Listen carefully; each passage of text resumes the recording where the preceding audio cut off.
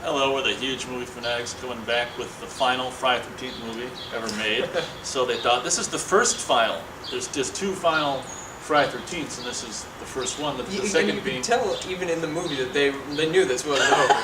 Like, what do you mean? How can you tell? like, because obviously, spoilers, the end with Tommy. Like, they were, right. They were clearly setting up Tommy to be the new killer. Yeah, that was interesting. So here we are with Friday the 13th, the final chapter, which is my second favorite of the first four. I think that for him, he probably, that's fine. I think that the characters are just, just fantastic. Crispin Glover. He thinks that's funny. He thinks it's a funny thing he's doing. I just love it. The Joseph, I don't know how you say his last name, Zito, whatever it is. Yeah, it's Zito, I think. Zito did a fantastic job. This was also filmed in California, but they actually found more of a lake, and they found some wootage that is a little better. And again, just like part 3, I mean, it's not Crystal Lake anymore. It's two houses out, in the woods, which is fine. I actually like that thing. And the fact that you have the Jarvises. Oh, this is also the beginning of what I call the Tommy Jarvis trilogy, which is 3 movies after, this is the first of 3 which feature Tommy Jarvis. So you got the Jarvises, and then the house that presumably these kids are renting and to go and do their stuff, which is great. This movie you have back for the first time since the first one, Tom Savini, and actually I'm surprised how much violence made it through the MPAA in this, because it's pretty violent, and the kills I think are really, really, really great. And what Tom does is fantastic, but also what the sound designer does to make them, to add to those kills is really cool. And the kills are great. Again, much like the beginning of part 3, I felt like the morgue hospital scene was kind of just like was just filled. But of course, what's really cool about it is actually the first time in the whole, the only time I think in the whole series, the beginning of the first one actually, or the beginning of the fourth one was actually shot where the third one was shot. It's the same location, which is very, very cool, and I gotta give them thumbs up for that. And I love the music in that first shot, that Orson Wellesian tracking shot through the Higgins Haven. It has rained and it's all muddy, and the music that goes on during that scene as Harry Manfredini, as the camera's going closer to the barn and you see the ambulances and the cop lights.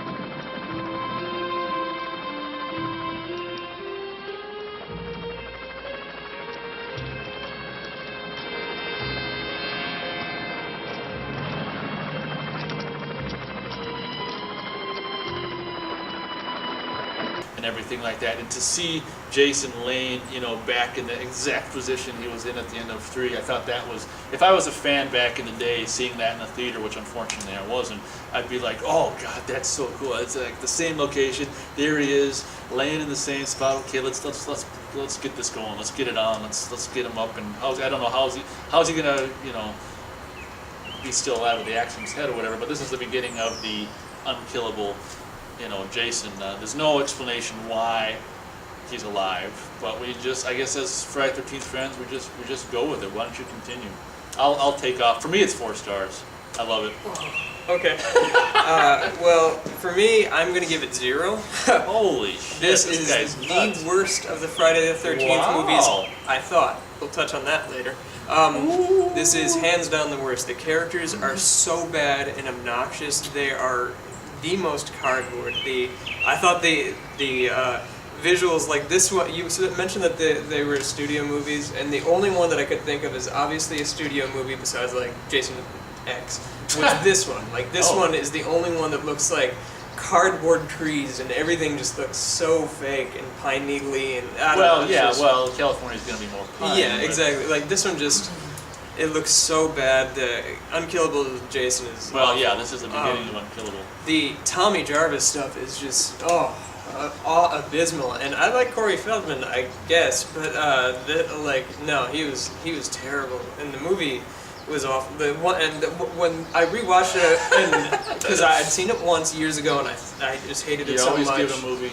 I always give it a movie 2 times, and back when Friday the 13th, the remake was happening, I decided to watch all of them again, one after the other, one a day. So I watched this one, and God, when I saw this, I was like, holy shit, Crispin Glover's in this. This is going to be so much better. Because when I first saw the movie, I was like, I knew he was in Back to the Future, but I didn't really know Crispin Glover. And I saw this, so I watched it excitedly, and he's the worst thing in the movie for me. I just absolutely despise his performance, his character. My God. The movie fills me with a rage that I can't express. And when I think of Friday the 13th as a franchise, this is what I think of, and this is why I hate it. It's because this started all the things I don't like. I mean, the first one had things that are carried through that I don't like. But this is the stuff where I thought this was clearly just money for money's sake. This is bad. This is absolutely abysmal. I can't express how much I dislike this movie.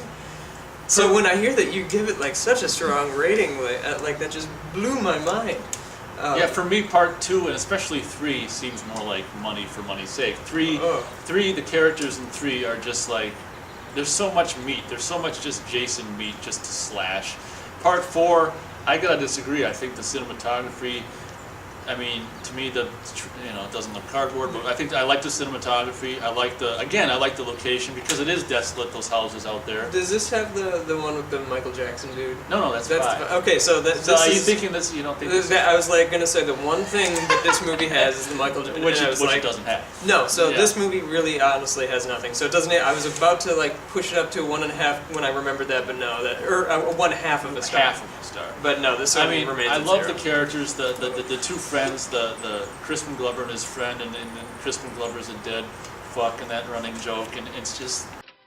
I told you that I didn't like that. It's got so many just funny moments, and that crazy girl. You probably haven't seen it, obviously, as much as I have, but there's this crazy girl who is the one who gets the axe through the door. She's crazy. Her character is crazy. She's putting on, she showered with that guy. I don't know if she's a virgin and she's just gonna do it for the first time.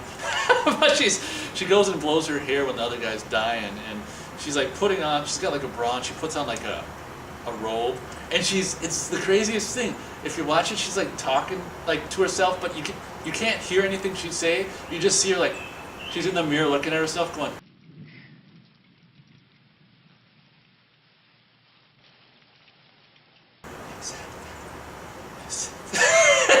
She's but she's crazy, and I love the fact that we don't even comment anything about it, but it's she wants everything to be perfect.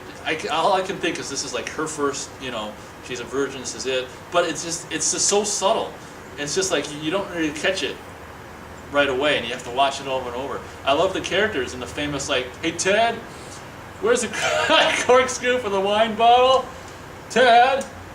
Ted! Hey, Ted, where the hell's the corkscrew?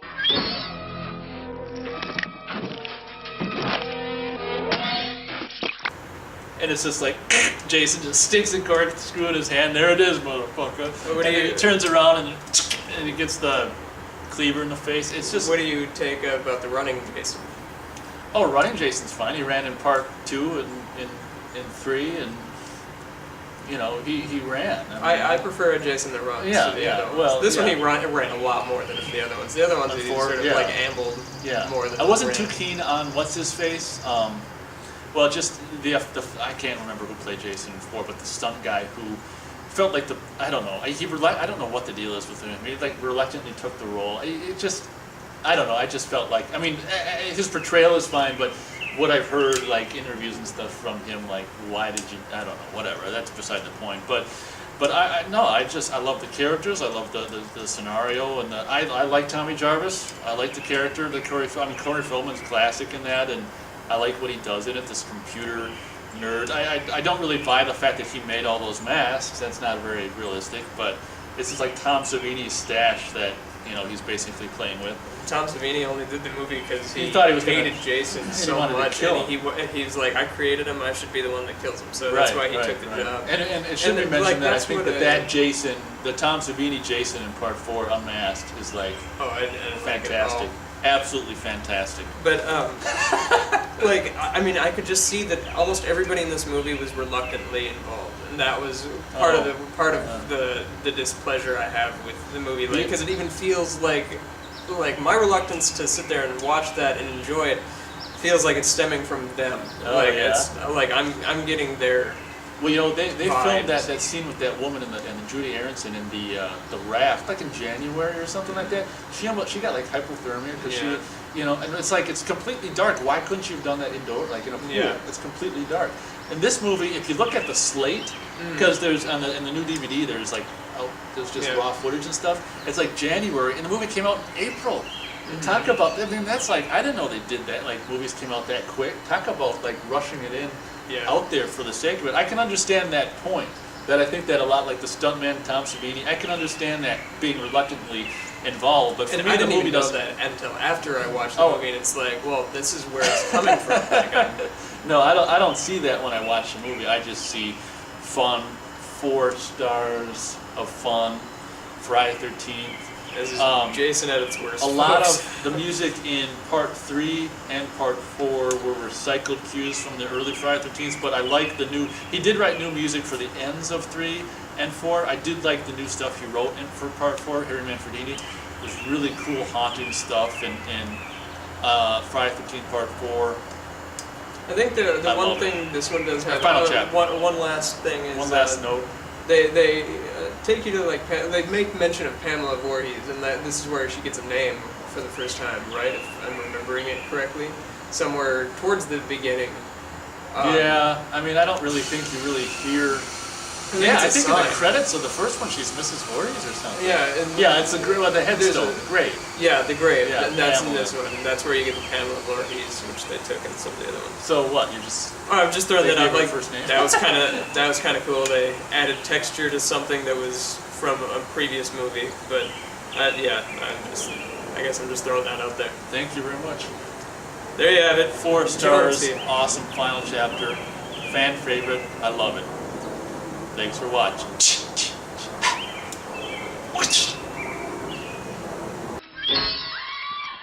Jesus Christmas! Holy Jesus goddamn! Holy Jesus jumping Christmas shit!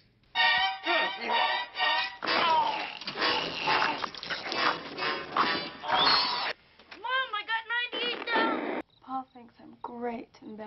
I think when we get into town, I should give Betty a call.